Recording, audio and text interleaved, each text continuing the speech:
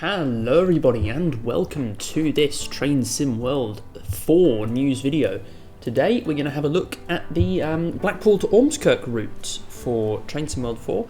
This is Just Train's upcoming route. It's their first development for Train Sim World 4, and it appears to be the first post-release DLC for the game, and it looks very promising. It looks very promising based on the screenshots and descriptions that we have so far.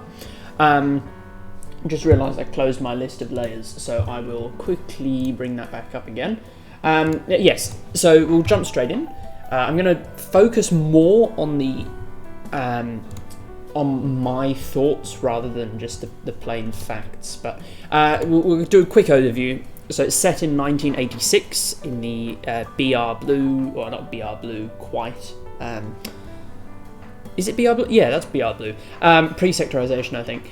48 miles long on various different lines. It is the core of the route is Ormskirk to Preston, and then we have Preston to Blackpool North and Preston to Blackpool South, and there's also a little freight branch from Poulton Le Fylde to Thornton Power Station. We get, with this route, the Class 142, the Pacer, which has been super highly requested.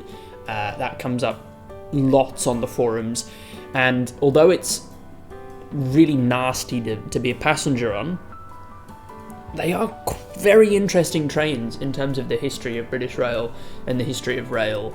And they saved a lot of lines, like this one, from closure, because they were cheap and nasty, which was effectively to their detriment in the long term. But the fact that they were cheap allowed them to be pressed into service on lines that wouldn't have justified investment in proper rolling stock. So yeah, it'll be very interesting and very cool to have them in the simulation, and that will also allow them to be rolled onto other routes with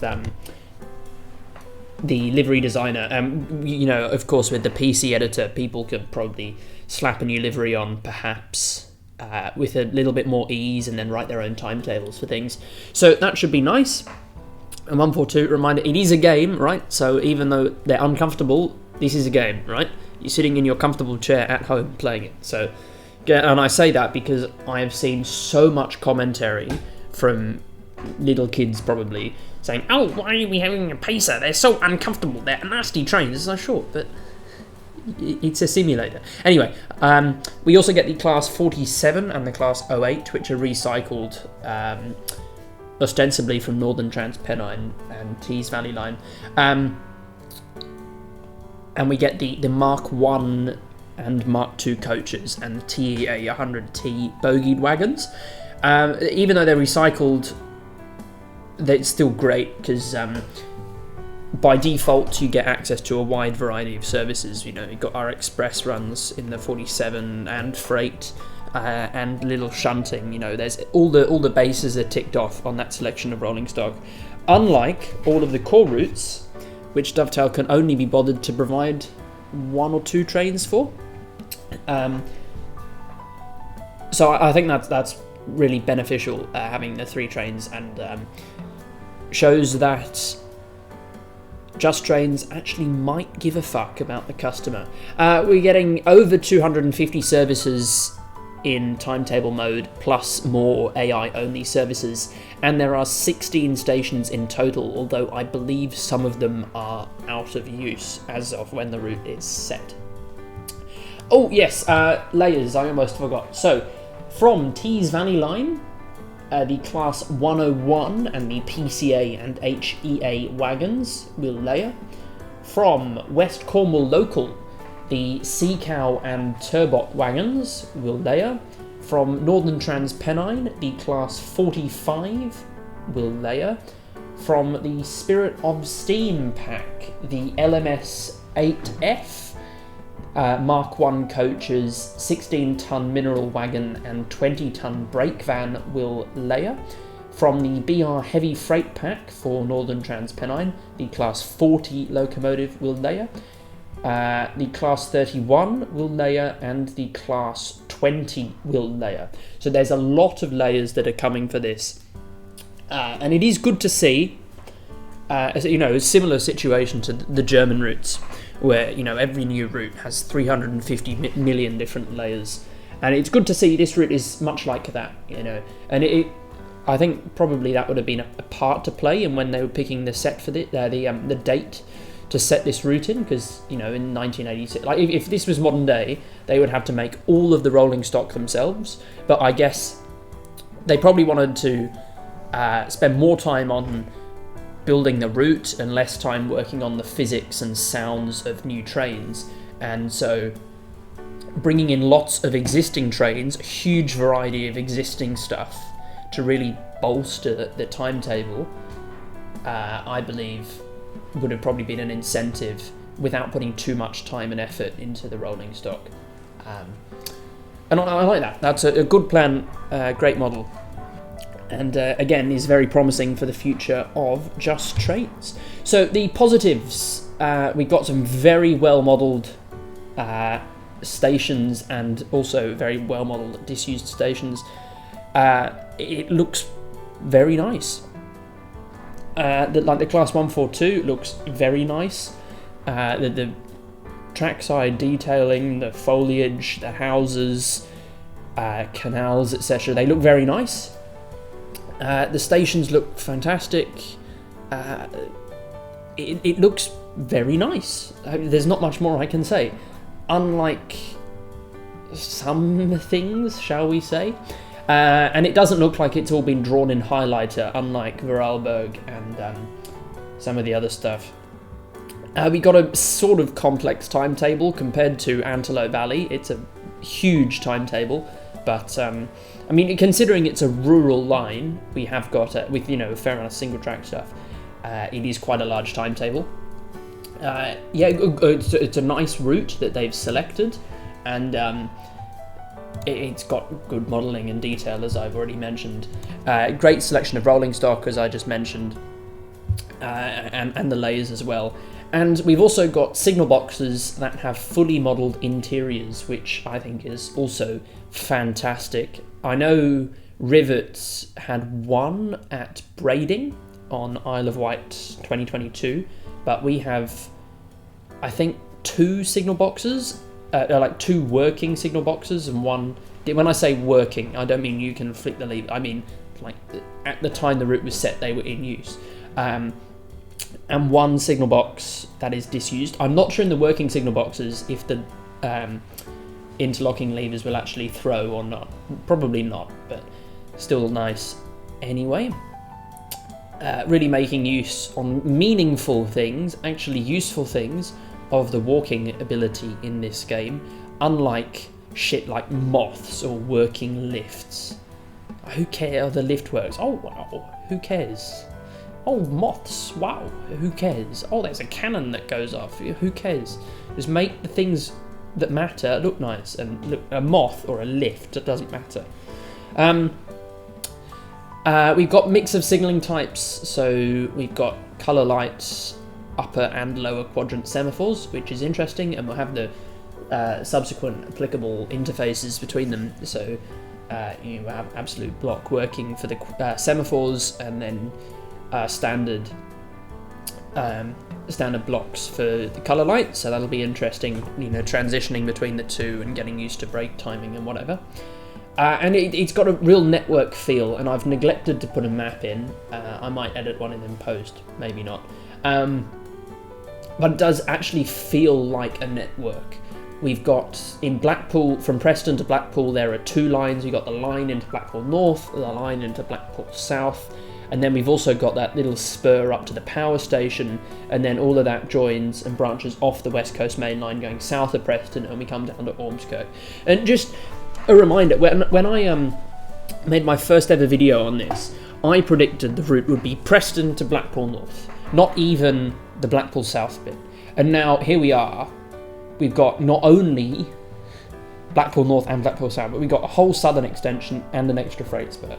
So I think that the route as well has been very nice. And I'll be very interested to see the preview streams and this will most likely be a day one purchase for me, although most things are, because I like to make reviews of them, which is just me in denial for I like to buy everything. But no, I think from what it looks like, it looks very nice. I can't really think of many negatives. I'm sure there will be some, but at this stage in development, where they're not actually putting out any, they're only putting out good stuff, right? They're only making public the good stuff. They're not going to admit to any problems if there are any, or they're not going to, publicise something that hasn't quite been finished yet. So just bear that in mind as well. Anyway, we'll look at the screenshots now. These are just all of the screenshots without text written over them, just so you can get a sense of what I mean by this level of detail and the rolling stock. And the rolling stock as well, it's great because it allows the termini stations to be properly populated. I think on the Glossop line or in Birmingham, or in fact many terminus stations in the UK really don't have that busy feel. Like, you just say the Glossop line, you just have, if you just buy the route, you just have one train that will sit in Manchester. What is it? Manchester Piccadilly? Or is it Victoria? I can't remember. Only one train that sits in that station. I know there are layers, but with this one we got 3 trains. Although I know one of them is a Gronk, but we get a sense of population and realism, really, is the big one here, in these termini stations, which I think is fantastic. And it really, the existing rolling stock should be made, they should use it as best they can, not just make a train and then just leave it and never touch it again. Like, they should be picking routes and picking rolling stock that can then be reused in the future, like in Germany, like the German routes, how they've got, everything layers onto everything else, more or less. That they should be thinking about that in the British routes, so that they can have as much diversity and as much interest in the routes as possible. Anyway, ranting too long. But yeah, you can see that the 142 looks fantastic, and the stations look quite nice, and that building off in the distance. Is that the Blackpool Tower? I don't know what it's called, but I know it exists. That looks very nice as well. Next, we've got a Gronk in the yard. You see some semaphore signals. It looks like we got a cooling on signal of sorts. And there's one of the signal boxes. Again, looks very nice. Looks fantastic. My only gripe here is that the houses are exactly the same, but they probably look like that in real life, just with a tiny bit of difference between them. So yeah, no, not much to hate here. This one, again, I know the canal is a little bit clunky, but considering it's all just static assets, it is very nice. And the writing on the side of the bridge itself looks very nice. We've got a canal boat. We've got pretty dense foliage. It looks pretty nice. I mean, the power is, I presume that's a power station or a factory of some sort. Looks a little bit iffy with the completely flat sides and the 2D walls, but could be worse. It could certainly be worse. Here we got 142 in a local station. This might be the double track bit. Looks like it is. I think there might be a platform on the other side. But yeah, looks very nice. You see all the tiling actually kind of pops out. It's very nice. I mean, it would have been cool if they opened the waiting room up, but not a big deal. Next, we got something on the single track line. This looks fantastic, I must say. This is like the Niddertalbahn for the UK. The shadows look perfect. We've got actual foliage in the fields going quite far out from the side of the tracks. Appropriate signage, appropriate roads. It looks very nice. I can't wait to learn more. I mean, there's every possibility that a preview stream will come out and it'll be total shit, but from what it looks like now, I think the chances of that are very low. This is Ormskirk, where there's a connection to the Merseyrail network, I believe, and we got some new cars, it would appear. We've got a Royal Mail van and some British Rail vans. I think that looks pretty nice. Good new assets. And I think the broken bricks on that platform closest to us also adds quite a lot. Yeah, it looks very nice. This, we've got one of the stations, I presume on the line to Blackpool North. Looks very nice. That clock looks fantastic, and wouldn't be too hard to make that an actual clock, so I would assume that that's animated correctly. Here looks like this is maybe Preston or Blackpool or something. Looks nice. I mean, the houses are a bit awkward all being the same, but I guess they probably look like that in real life. The roads actually sort of make sense. They don't look completely clumsy. There's traffic on them. That church in the background, cathedral, looks pretty lovely. In fact, the two cathedrals look very nice, and the bridge as well looked very nice as well. This would be Preston with the overhead wires. Looks very nice. I'm really not adding much by saying in my commentary, but it's just the truth. It looks great. I'm very excited. We got a bit of an insight into what stuff the Gronk does. It looks like there's a single coach there on the left, uncoupled from the others, so it'll be interesting to see what the Class 08's services look like. Here we got a 47. So it would appear, like in most of the other stuff, the Mark 1 coaches just are used as a postal van or the guards van or baggage or something, and then the rest of the train is the Mark 2s. We have what appears to be an erroneous Platform 5 sign on the right there, but big deal. And also here we can see we've got some PIS indicators that would appear to be reused from, I think, Tees Valley Line. I think they were first implemented on, which is nice. They look very, very nice and really capture the feel of the era. And here we've got the same station, I believe, just in the dark, and you can see the volumetric fog. It's a bit dodgy there, but it's quite cool to see that. I presume this isn't filtered. That the volumetric fog and the quote unquote new lighting can make this appear as it is. Those are all of the screenshots that we have at the moment. There's not too much to go off, but certainly looking good for now.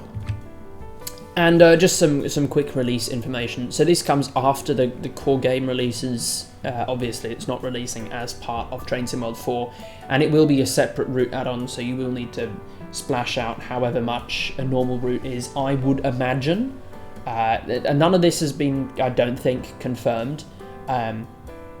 There's every possibility Just Trains charge less than normal or more than normal for this route, but I would expect it to be the normal route price, whatever that is in your currency.